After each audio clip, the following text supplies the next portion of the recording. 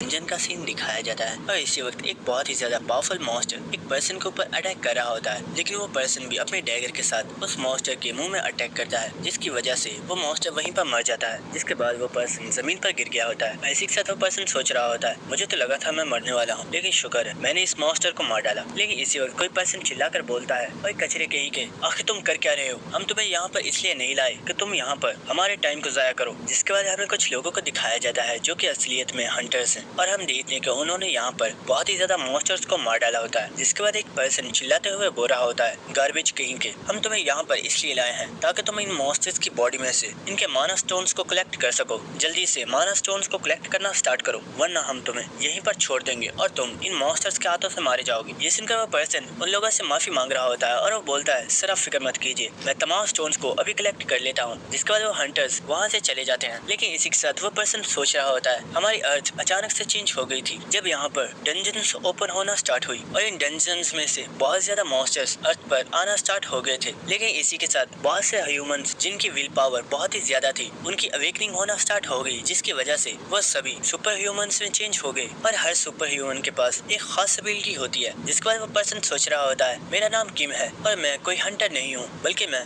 एक पोर्टर का काम करता हूँ जो कि डंजन्स में से मॉन्स्टर्स के माना स्टोन्स को कलेक्ट करता है। और इसी के साथ वो काफी उदास होते हुए सोच रहा होता है, मुझे आज 35 साल हो चुके हैं, लेकिन मेरी पावर्स अभी तक अवेकन नहीं हुई हैं और मेरी जिंदगी बहुत ही ज्यादा बदतर हो गई है, क्योंकि अर्थ पर सिर्फ वही सर्वाइव कर सकता है जो बहुत ही ज्यादा स्ट्रॉन्ग है। लेकिन मैं सिर्फ एक यूजलेस पर्सन बनकर रह गया हूँ। और इसी के साथ वो उन हंटर्स को आवाज लगाकर बोलता है, सर मैंने तमाम माना क्रिस्टल्स को इकट्ठा कर लिया है, अब हम यहाँ से चल सकते हैं। लेकिन इसी के साथ वो कुछ देखकर काफी ज्यादा शॉक हो गया होता है और हम देखते हैं कि वहाँ पर जितने भी हंटर्स मौजूद होते हैं वो सभी अब मर चुके होते हैं। और इन लोगों की बॉडीज को देखकर किम काफी ज्यादा घबरा गया होता है और वो सोच रहा होता है, आखिर यहाँ पर हुआ क्या है और इन लोगों को किसने मारा है। लेकिन इसी वक्त कोई बोलता है, तुम सिर्फ आखिरी हो जो अभी तक जिंदा है और अब मरने की बारी तुम्हारी है। और ये सुनकर किम फौरन से अपने पीछे देखता है और हम देखते हैं कि किम के पीछे एक बहुत ही ज्यादा पावरफुल मॉन्स्टर खड़ा होता है जिस रैंक SSS है और इसका नाम एस्मोडियस है। और इसे देखकर किम बहुत ही ज्यादा घबरा गया होता है और वो बोल रहा होता है, आखिर ये मॉन्स्टर यहाँ पर क्या कर रहा है, इसकी रैंक तो बहुत ही ज्यादा हाई है। और इसी के साथ वो सोच रहा होता है, शिट, क्या इसने इन सब लोगों को मारा है, मुझे यहाँ से भागना होगा वरना ये मुझे भी मार डालेगा। लेकिन इसी वक्त एस्मोडियस किम के ऊपर हल्का सा अटैक करता है और हम देखते हैं कि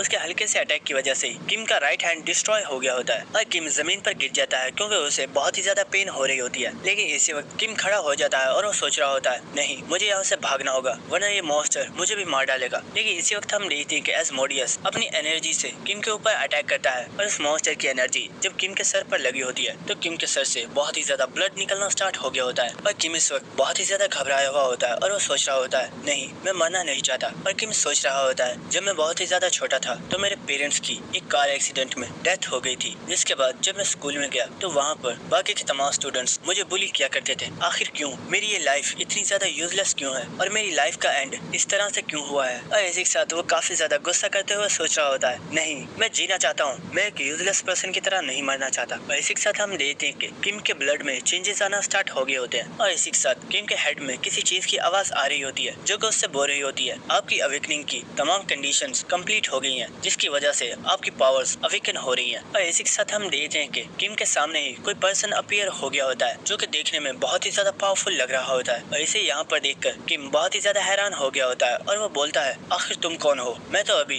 एस्मोडियस के सामने था, आखिर एस्मोडियस कहाँ पर चला गया। लेकिन इसी के साथ वो अपने पीछे देखता है तो हम देखते हैं कि किम की बॉडी उसके पीछे ही पड़ी हुई होती है और एस्मोडियस भी अभी वहीं पर मौजूद है, लेकिन किम की सोल उसकी बॉडी से बाहर निकल गई है। और ये देखकर किम सोच रहा होता है, आखिर ये पर्सन है कौन जिसने एस्मोडियस जैसे पावरफुल क्रिएचर को भी रोक दिया। जिसके बाद वो पर्सन बोलता है, तुम्हें एस्मोडियस की फिक्र करने की जरूरत नहीं है, जब तक मैं यहाँ पर मौजूद हूँ वो तुम्हारा कुछ नहीं बिगाड़ सकता। ये सुनकर किम बोलता है, आखिर तुम हो कौन। तो ये सुनकर वो पर्सन बोलता है, तुम मुझे किंग बुला सकते हो और मैं यहाँ पर तुम्हें चूज करने के लिए आया हूँ क्योंकि मैंने तुम्हारे विल पावर को महसूस किया और मुझे तुम बहुत ही ज्यादा पसंद आए। ये सुनकर किम बहुत ही ज्यादा हैरान हो रहा होता है और वो सोच रहा होता है, क्या किंग, आखिर ये है कौन और ये मुझे चूज करने के लिए आया है, इससे इसका क्या मतलब है। लेकिन इसी वक्त किंग बोलता है, फिक्र मत करो, तुम्हें इतना ज्यादा सोचने की जरूरत नहीं है क्योंकि मैं फैसला कर चुका हूँ कि मैं तुम्हें ही चूज करने वाला हूँ। और इसी के साथ किंग अपनी पावर को एक्टिवेट करता है और ये देखकर किम बहुत ही ज्यादा हैरान हो गया होता है और वो बोलता है, हे, आखिर तुम कर क्या रहे हो, तुम मेरे साथ करने क्या वाले हो। तो किंग बोलता है, घबराओ मत, तुम्हें कुछ नहीं होगा, बस ये समझ लो कि मैं तुम्हारी पूरी लाइफ को चेंज करने वाला हूँ और मैं तुम्हें कुछ बहुत ही ज्यादा